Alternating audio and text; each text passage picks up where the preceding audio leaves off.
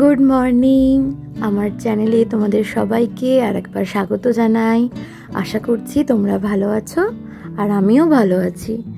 ভালো আছি বলতে গলাটা একদম বসে গেছে। আজ দুদিন ধরে তো গলায় কোনো স্বরই বেরোচ্ছিল না, গার্গেল করে করে আজ তাও বা একটু গলা দিয়ে স্বর বেরোচ্ছে। ভাবলাম ভয়েস ওভারটা করেই নিই। বসেওছি এক বিশেষ কাজ নিয়ে। রিওর এই জামাগুলো একদম গায়ে আর হয় না, ছোট হয়ে গেছে। তাই নবান্ন যেতে বাঁদিকে একটা ছোট বাচ্চা আছে, রিওর থেকে বয়সে ছোট, ওর গায়েগুলো হয়ে যাবে। তাই আজকে এই কাজটা নিয়েই আজকে বসেছি।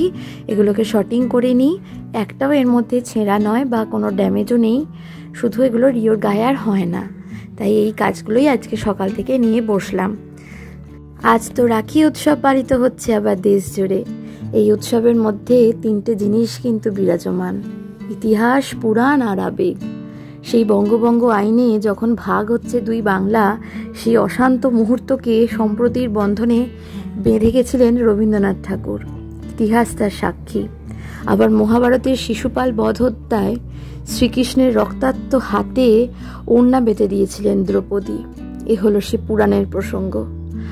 আর যদি বলো আবেগ, এ এক এমন পরিস্থিতি যা অন্যদের সঙ্গে সম্পর্ক তৈরিতেই হয় এক শক্তিশালী অনুভূতির প্রকাশ। কিন্তু আজকালের দেশে যে মেয়েরা, যে মায়েরা দিনের পর দিন লাঞ্ছিত, অত্যাচারিত হচ্ছে, অন্যের কুদৃষ্টিতে বোনেদের অকালে প্রাণ হারাতে হচ্ছে, অচিরেই হারিয়ে যাচ্ছে সেই ছোটবেলা। যে মা 9 মাস পেটে রাখছে তার ছেলে এবং মেয়েকে, আগলে রেখে জন্ম দিচ্ছে, এক থালায় ভাত মেখে খাওয়াচ্ছে, আর সেই সন্তানরাই যখন বড় হয়ে যাচ্ছে তখন মা বাবাকে নিয়ে হচ্ছে উকিল, মকদ্দমা আর দর কষাকষি। আমরা দাঁড়িয়ে আছি বিংশ শতাব্দীর সীমানায়। আজও এই পুরুষ শাসিত সমাজে বুদ্ধিমতীদের জন্য কোনো জায়গা নেই। এ পৃথিবী কারোর জন্য নয় গো। নিজেদের দর্পণে নিজেদেরকেই দেখো আর নিজেদেরকেই চেনো। এই জামাটা দেখো, এই জামাটা রিওর পিসিমণি রিওকে দিয়েছিল।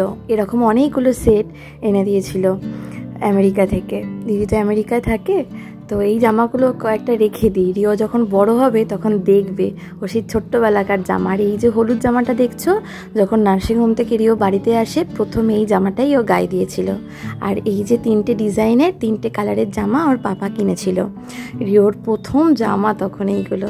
তো এইগুলো রেখে দিই। রিও, আমার তো ভিডিও রইলই, রিও বড় হয়ে তখন ভিডিওতেও দেখতে পাবে আর রিওর ছেলে মেয়েগুলোও দেখবে যে রেখে দিয়েছে মা যত্ন করে রিওর টুপি আর এই জামাগুলো। আর এই যে সবুজ রঙের বাটিকের জামাটা কিনেছিলাম রিওকে অন্নপ্রাশনের দিন সকালবেলা পরিয়েছিলাম। তো এগুলো থাক, এগুলো স্মৃতি হিসাবে রেখে দিই। যাক, মোটামুটি গোছানো হয়ে গেল। এবার বিকালবেলা যখন বেরোবো ব্যাগটা দিয়ে আসবো।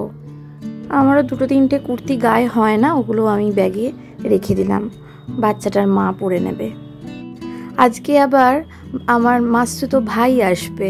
সে সকালবেলায় ফোনে জানিয়েছে যে সে আজকে আসবে। আগে থেকে না বললে একটু অসুবিধেই হয় বাড়িতে, কারণ হচ্ছে বাবা বেরিয়ে গেছে কাজে আর আমাদের সকালবেলা বাবার বাড়িতে রান্না, মানে মায়ের রান্নাও ধরো একদমই প্রায় শেষ। আর ও থাকে বাইরে, অন্য রাজ্যে পড়াশোনা করে, তো এখানে এসছে ছুটিতে, আবার চলেও যাবে। তো আজকে সকালেই বলেছে, সেই আসবো করে আসে না, আজকে সকালেই জানিয়েছে আসবো। আমি ভাবলাম যে ঘরেতে প্রেশার কুকারে ফ্রাইড রাইসটা বসিয়ে দিই। যা ছিল গাজর, বিনস, একটু কাজু, কিশমিশ দিয়ে ফ্রাইড রাইসটা প্রেশারে করে ফেলি। আর ওদিকে মাছ দিয়ে আলু পটলের ডালনাটাই হবে ঠিক করেছিল মায়ের আলু পটলের ডালনা হয়েও গেছিলো, মাছ ভাজা হয়ে গেছিলো। তারপরে বললো ঠিক আছে মাছটাকে বরং আমি দই মাছ করে দিই। তো সেইটা হবে মাছ দিয়ে দই মাছ। আর তাছাড়া আমার মানে মাছতো ভাই, ও আবার সব কিছু সবজি টবজি খায়ও না, তো ভালোই হলো। এদিকে ও মাছটাও খেতে ভালোবাসে, তাহলে মাছ দিয়ে দই মাছ ওদিকে মার হয়ে গেছে। আর আমি প্রেশার কুকারে বসিয়ে দিলাম ফ্রাইড রাইসটা। আর সহজ পদ্ধতিতে ঘি গরম করার উপায়, যেহেতু তরকারি ডালনাটা গরম আছে, তাই এই যে আলু পটল, তাই এর ওপরই বসিয়ে রেখেছিলাম ঘিয়ের ছোট কৌটোটা। এটাই গরম হয়ে গেলে তরল হয়ে যাবে, আর ফ্রাইড রাইসটা হয়ে গেলে তার উপর দিয়ে ছড়িয়ে দেবো। লাস্টে একটু ঘি দিলে গন্ধটাও ভালো হয়। আর আমাদের বাড়িতে, শ্বশুরবাড়িতেও তাই, বাপের বাড়িতেও তাই, একটু নরম নরম ফ্রাইড রাইস পোলাও হয়। আর এগুলো না ঠান্ডা হলে বেশ ঝরঝরেও কিন্তু হয়ে যায়। তো সেরকমই হয়েছে। আসুক, ভাইকে জিজ্ঞেস করব কেমন হয়েছে। তবে সত্যি বলবে কি না জানি না, সে আবার বলতেও পারে যে দিদিভাই ভিডিওর জন্য সত্যি বলবো না সত্যিকারের যেটা সেটা বলবো। অনেক বছর পরে, 2 বছর। তো কবে আবার ব্যাক করছিস? 10 তারিখে। আজকে খাওয়া দাওয়াটা ঠিক জমলো না। চল আমরা দুপুরবেলা যাই, আগামী যাই। আর রিওকেও তো ঘুম পাড়িয়ে দিয়েছি। আচ্ছা বলতো ফ্রাইড রাইসটা কেমন হয়েছে? সত্যি কথা বলছি। ঠিক আছে, ভালো হয়েছে। ভালো হয়েছে তো? থ্যাংক ইউ, ভালো বলেছে রে। খা, ভালো করে সব খাবি। বাজে এখন দুপুর 3টে। বেরোলাম দুজনে মিলে আবানি মলেরই উদ্দেশ্যে। আর কোথায় যাব, ওখানেই তাও একটু সময় কাটানো যাবে। এতদিন যে কটা সানগ্লাস আমি পরেছি প্রত্যেকটার দাম ম্যাক্সিমাম 100 টাকা, ধর্মতলা থেকে কেনা।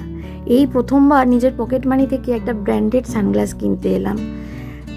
দুটো পছন্দ হয়েছে, তার মধ্যে দুটোর মধ্যে এবার কনফিউজ হয়ে পড়েছি কোনটা নেব আমি। তো যাই হোক, একটা পছন্দ হয়েছে নিজের, সেটাই নিলাম, তোমাদেরকেও দেখাচ্ছি। তবে একটা কি, এই দোকানে কিন্তু ভালো স্টক এসছে, অনেক কালেকশন।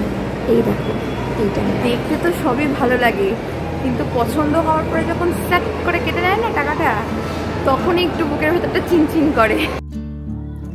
যাই হোক, দুজনে মিলে একটু আড্ডা মারতেই বসবো।